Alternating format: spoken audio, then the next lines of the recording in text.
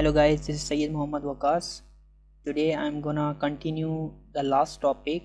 This is the part 2 of cooling load calculation of TIAR building. So if you remember that last time we had calculated for 40 seat lecture room cooling load. So in this part 2 I'm gonna calculate the cooling load for central design office in TIAR building. So let's move back to our tables and charts. As you can see that last time I have calculated for this 40 seat lecture room located on the ground floor. This time I'm gonna calculate the cooling load for central design office, as you can see over here, located on the first floor of TIAR building.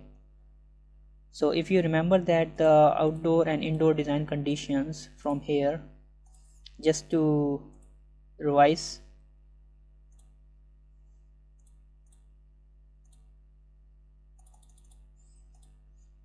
these are the outdoor design conditions and indoor design condition of the building located in Rourkela, Odisha, India.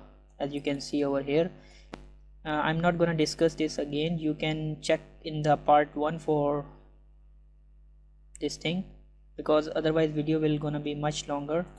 So let's move back to our E20 sheet. So this is the drawing of this of central design office.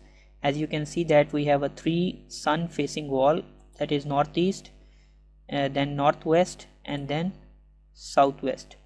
And this one wall, you can see on the right side we have the conditioned space over here to the southeast wall. So we have 3 outside wall over here, sun facing walls. As you can see that the room dimension is given as length of the room is 14.17, width is 20.09, and height is 3.32. You can get these values from the schedule also, building space schedule over here. That is, width is 20.1, length is 14.2, and ceiling height is 3.3 feet, meter, not feet. So area of the glass, since you can see over here in this drawing we have W3 glass in the every wall. So from the schedule you can see the W3 glass. W3 glass is this one, UPVC window, and width of glass is 3 and height of glass is 1.8 meter. So 3 meter into 1.8 meter. So 3 meter into 1.8 meter. So area of each glass W3 is 5.4 square meters, and area of door is 1.5 into 2.7. Same you can get from the schedule, that is 4.05 square meters. So now we have to calculate the outside wall area, net outside wall area of the northeast wall, southwest wall, and northwest wall. First is northeast wall, is sun facing wall. 3 windows area you need to subtract from the total wall area, you will get the northeast. Same way you need to subtract 3 glass area from southwest wall, you will get the southwest wall area, net area. And 2 windows here, you need to subtract 2 windows. Each window area is 5.4, so 2 window area will be 10.8 square meters. You need to subtract 10.8 square meter from the total wall area of the northwest wall, then you will get the net wall area of the northwest wall. Then northeast side glass area, southwest glass area, and northwest glass area. Since we have 3 glass here in the northeast and southwest glass, each glass area is 5.4 square meters. So 3 glass area into 5.4, 16.2, 16.2, and northwest we have 2 glass, that is 10.8 square meter. 1 glass is 5.4, 2 glass is 10.8 square meters. So move back here. This one we need to change.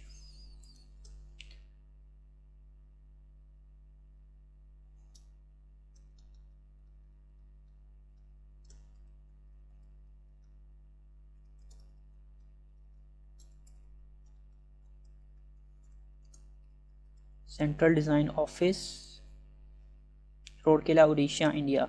And area we already checked over here, that is 284.70 square meters. You can check from the schedule.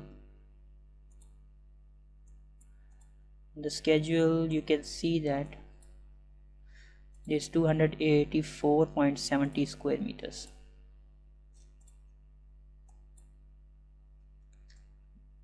This one is the area in square meters, that is 284.68, that is 284.7 square meters. And then ceiling height you can also get from schedule, 3.32 meter. The volume, you just need to multiply area with the false ceiling height, you can get the volume in a cubic meter. And then design conditions are already explained in my part 1, so you can check the part 1 for these design conditions. You need to add the dry bulb and relative humidities, and you can calculate this wet bulb and humidity ratio. And this is for summer condition, and this one is for the monsoon condition. Since monsoon, outdoor design dry will be 36 and relative humidity is 84. So I am telling again, once again, for these conditions, outdoor and indoor design condition, you can check the part 1. I'm skipping the, because the same thing I explained in the part 1 will gonna be used here in the part 2. Part 1 of this video, cooling load calculation for 40 seat lecture room. And then bypass factor, I told you it's normally 0.12, and contact factor is 1 minus bypass factor, 1 minus 0.12, that is 0.88. Then number of air changes per hour you can get from the tables and charts. And here you can see that kind of room or the building, number of air changes per hour. Since we have 3 walls, since we have a 3 walls exposed to sun, so number of air changes per hour I'm gonna use 2.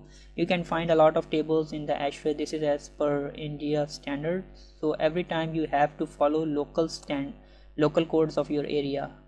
So in the ASHRAE you will find a lot of tables for number of air changes per hour.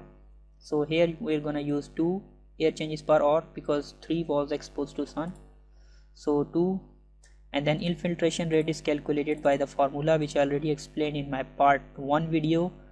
You can check in the tables and charts the formula. This one we have used to calculate the infiltration rate. And then shading coefficient is 1. You can get this value from the supplier of the glass. So since we have 3, first we calculate the solar heat gain of the glass for the northeast wall, southwest wall, and then northwest wall, because we have a 3 walls having glass, 3 outside walls having glass. So first northeast wall area, as you know, northeast wall area is, glass area is 16.2, southwest is 16.2, and northwest is 10.8. so first we have to write the area 16.2, 16.2, 10.8.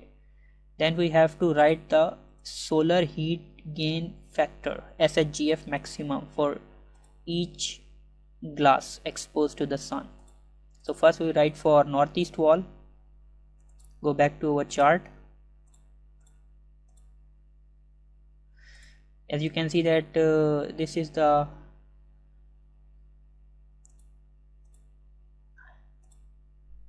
this is not solar heat gain factor. This one is solar heat gain factor. This is watt per square meter, and this one is our cooling load factor. This is our cooling load factor, and this one is our SHGF, solar heat gain factor maximum. Same, this is our solar heat gain factor maximum. This is for the summer condition, this is for the monsoon condition.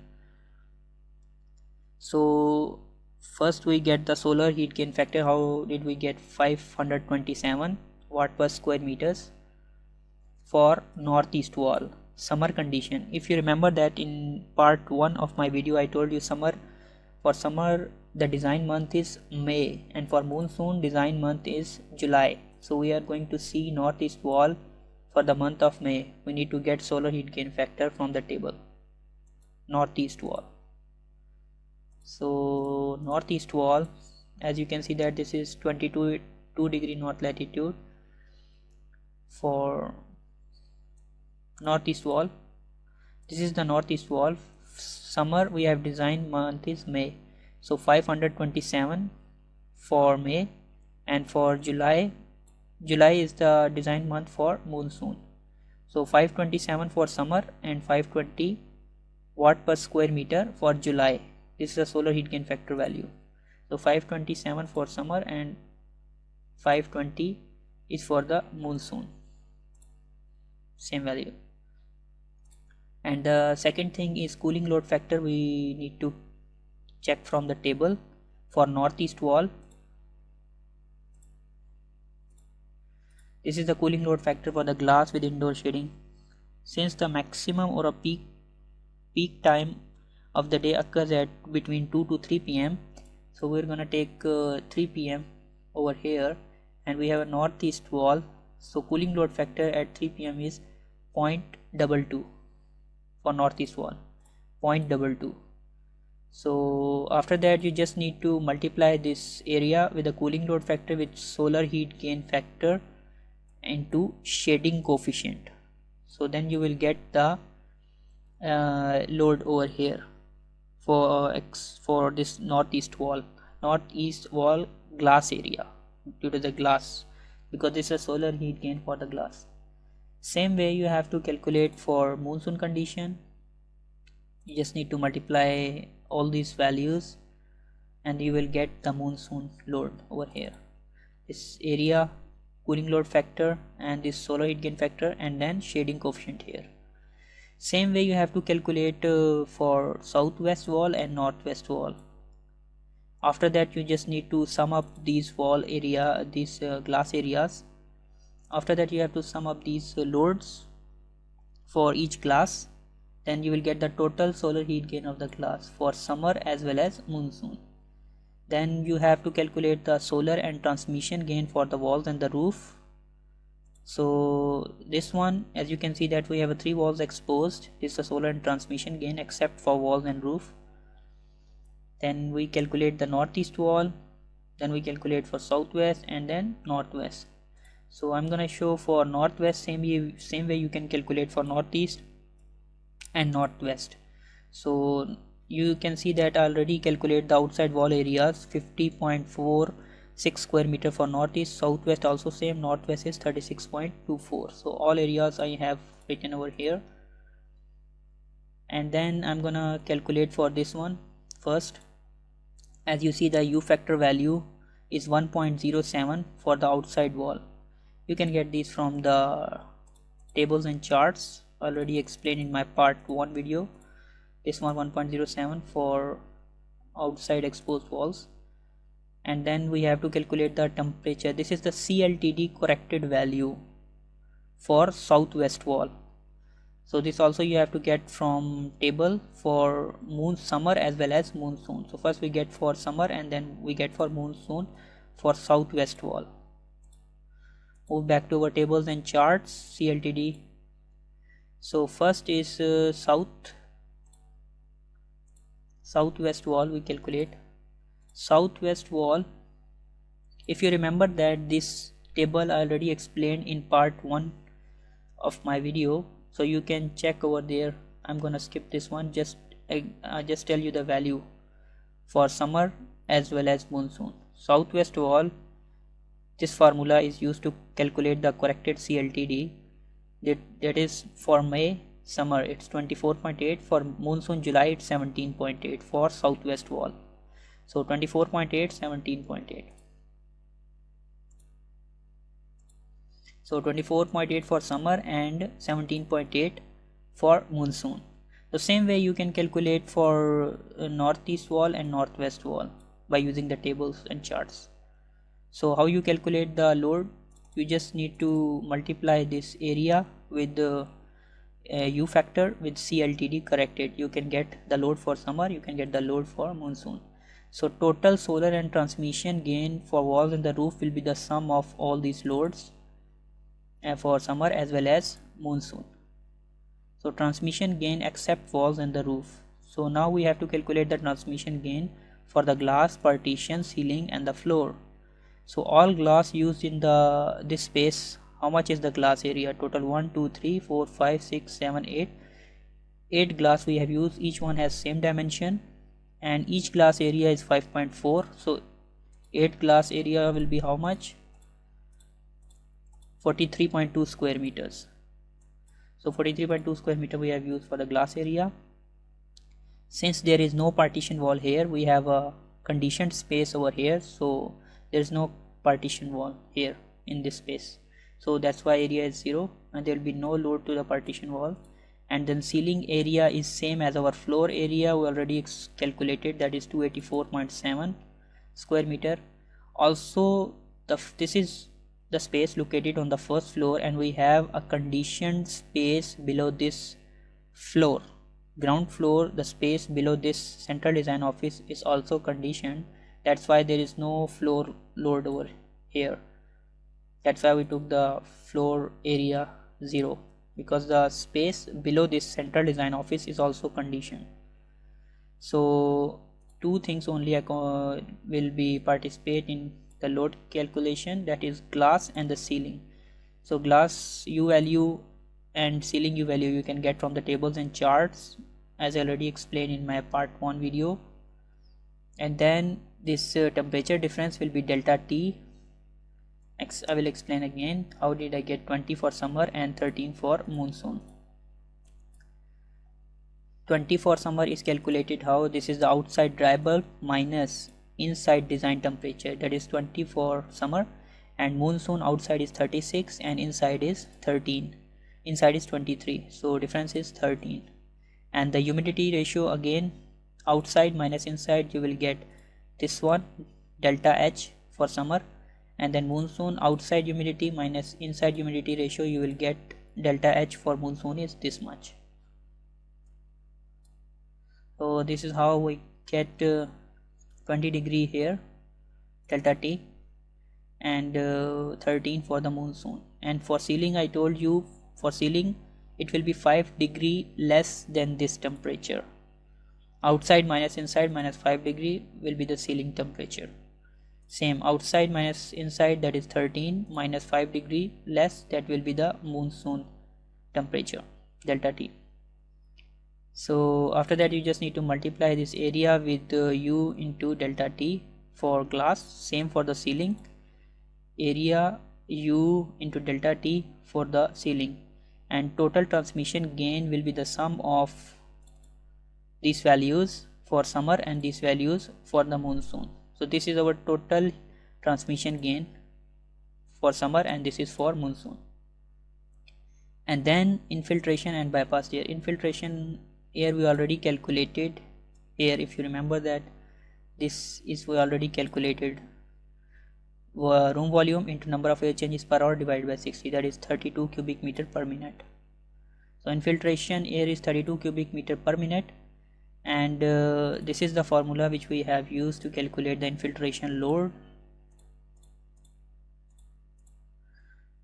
This is the formula. Sensible infiltration load is this 20.44 into V infiltration T naught minus Ti, that is delta T, and latent infiltration load is 50,000 into V infiltration into delta W, that is W naught minus Wi. Inside and outside temperature difference T naught Ti, and W naught Wi specific humidity of the outside inside conditioned space. So 20.44 in the factor from the formula, and 32 we already calculated infiltration volume, infiltration flow rate. And then delta T is the same for summer, already explained before here, and delta T for the monsoon is 13. And then you need to multiply all these factors, the formula which I showed you before, and you will get the infiltration load for summer and infiltration load for monsoon. Then we have to calculate the internal load, heat load, due to the people, due to the lightning. Since the number of people, you can get these number of people from the seating plan of the architectural drawing, or you can ask the architecture engineer how many number of people are going to occupy this space. Since the number of people are 25, and this factor we can get from tables and charts. From this one, the heat gain from the occupant at conditioned space. Since the very light work, seated work, and this is the office building, so sensible heat is 70 watt and latent heat is 45 watt. So we are going to use this 70 watt per person, 45 watt per person. So 70 watt per person is sensible heat, and number of people are 25. You need to multiply these two to get the load, internal heat load, and then for summer and monsoon it will be same. And the lightning load we need to get for watt per square meter. How much watt per square meter? We need to get this from tables and charts. As you can see, there is a typical lightning load. This is our office room building. So as you can see that for office room typically its lightning power is 12 watt per square meter. So we are going to use 12 watt per square meter, 12 watt per square meter, and the area of the office is 284.7. So area times 12 watt per square meter, you will get the total lightning load for summer as well as winter. It will be same. So total internal heat load will be the sum of all these. So and after that you need to calculate the room sensible heat load. Room sensible heat load, it will be the sum of solar heat gain, transmission, and solar heat gain except walls and roof, solar and transmission gain walls and roof, solar and transmission, and then transmission gain except walls and roof, and then infiltration and bypass air load, then internal heat load. So it will be the sum of all these load which we already calculated above. This is for the summer and this is for the monsoon. Then we are going to add 10% safety factor for summer as well as moon. So this will be added in this one, 10%. So to get the total room sensible heat, total room sensible heat will be 53,000 for summer and 38,000 for monsoon. Then we have to calculate the room latent heat load calculations. In this one we have to use the formula. I will show you now from the tables and charts.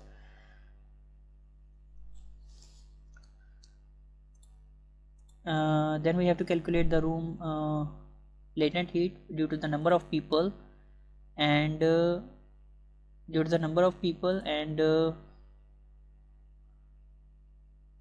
infiltration.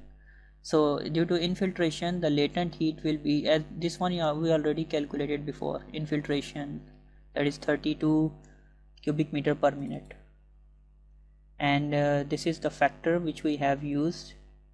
This is the formula we have used here. Latent heat due to infiltration, 50,000 V infiltration, W naught minus Wi, that is delta W. That's 50,000 factor from the formula, and then this is for summer humidity ratio and this is for monsoon humidity ratio. This is summer humidity ratio and this is monsoon humidity ratio. So we have used the same value here for summer as well as monsoon. Then you just need to multiply all these factors to get the total load, latent heat load for summer and monsoon. Then we have to calculate the latent heat load due to the number of people, since we know that 25 number of people occupy this space and each one with 45 watt latent load. So 45 watt per person is the latent heat, and we know that 25%. So 25 into 45, you will get the total load due to the number of people. Latent load due to the number of people is 1125 for summer as well as monsoon. Then total latent load will be the sum of these two due to the infiltration and due to the number of people. And then we add the 5% safety factor to this one. 5% safety factor plus this value, it will give you the total latent heat load. This one in summer is 28,639 and for monsoon is 39,887. Then room total heat load will be the sum of sensible plus latent, that is sensible total and latent total. It will be the sum of total heat load will be the sum of sensible plus latent. This is for summer and this is for monsoon. And then we have to calculate the outside air heat load. Outside air heat load, first we have to calculate the outside air requirement due to the number of people and due to the area. So how did we get this 9.44 cubic meter per minute outside air? Move back to our tables and charts. As you can see, this is the ventilation requirement per person and per area. Since this is an office space, we're going to use this row. Outdoor air requirement per person is 0.15 per person is 0.15, and we know that we have 25 people in this space, so due to the people it's 3.75, and outdoor air requirement due to the area is 0.02 cubic meter per minute per square meter. 0.02 into area. We know that our space is 284.7, so 5.69 plus 3.75 due to the number of people, so total is 9.44. so this is how we got 9.44 outdoor air cubic meter per minute, that is 5.69 plus 3.75. so this is how we got this 9.44 cubic meter per minute. And we know the contact factor is 1 minus bypass factor, that is 1 minus 0.12 is 0.88, and the factor we use in formula from the formula is 20.44, and this is the sensible outdoor air heat load. And temperature difference already explained you before. Outdoor design temperature for summer minus indoor design temperature for summer, that is 20 degree centigrade, and outdoor design temperature for monsoon minus indoor design temperature for monsoon, that is 13 degrees Celsius. And then total load will be this 9.44 into 0.88 into 20.44 into 20. Same for monsoon, you just need to use this temperature instead of this summer temperature. Monsoon we have 13, so we have used 13, and this factor you need to multiply to get monsoon load. Then same way you have to calculate the latent outside air latent heat load. This one is outdoor air requirement, same, that is 9.44 cubic meter per minute, and factor for outdoor air requirement is latent heat is 50,000 from the formula, and this is the specific humidity ratio. For summer it is outdoor humidity ratio minus indoor humidity ratio for summer, and this one is outdoor humidity ratio minus indoor humidity ratio for monsoon. We already calculated before these values. So this is the formula you have to use. You need to multiply outdoor air with the contact factor with 50,000 factor from the formula with the humidity ratio. You can get the total watts or load due to the outside air latent heat load. Outside air latent heat load for summer, outside air latent heat load for monsoon.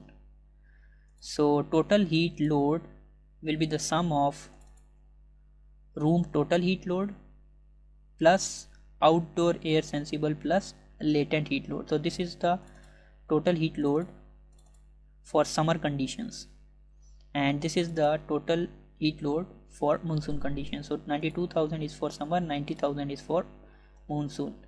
5% safety factor we are going to add here, and then we calculate the grand total load. Grand total load will be the sum of this one plus 5% safety factor, this one plus 5% safety factor for monsoon.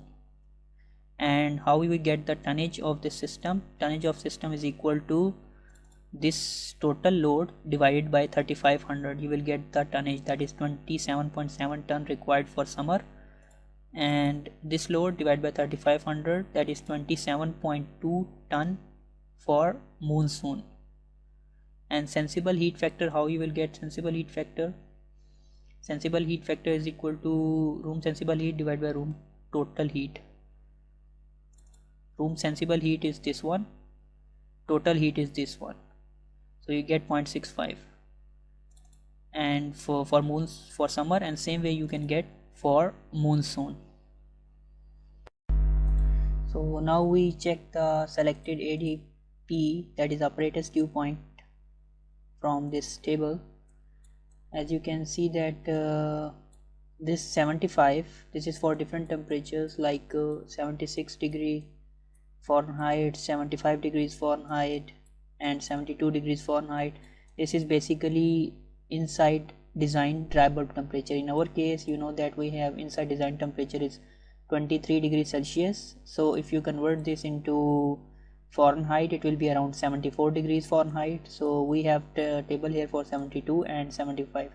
So we are going to use this 75 degrees Fahrenheit inside dry bulb temperature, and this 45, 50, 55, 60, these are the relative humidities. We know that indoor relative humidity we have selected is 50%. So according to these two conditions, and our effective sensible heat factor from our Excel sheet is 0.65 for summer. So with these two conditions, 75 dry bulb and 50% relative humidity, These are the effective sensible heat factors. So our is 0.65, it is between 0.64 and 0.66. So 0.44 it's 34 degrees Fahrenheit and 0.66 it is 40 degrees Fahrenheit. So it will be between these two values. So 0.65 will be between 0.64 and 0.66. So 34 and 40, so we'll take 37 degrees Fahrenheit. So if you convert this 37 degrees Fahrenheit to degrees Celsius, it will be around 2.8 degrees centigrade. So 2.8 degrees centigrade is our ADP for summer. So that will be around 3 degrees centigrade we have selected here. So in same way you will select the ADP for monsoon condition. So after that you have to calculate the dehumidified air quantity. So dehumidified dry is equal to 1 minus bypass factor into room temperature minus ADP.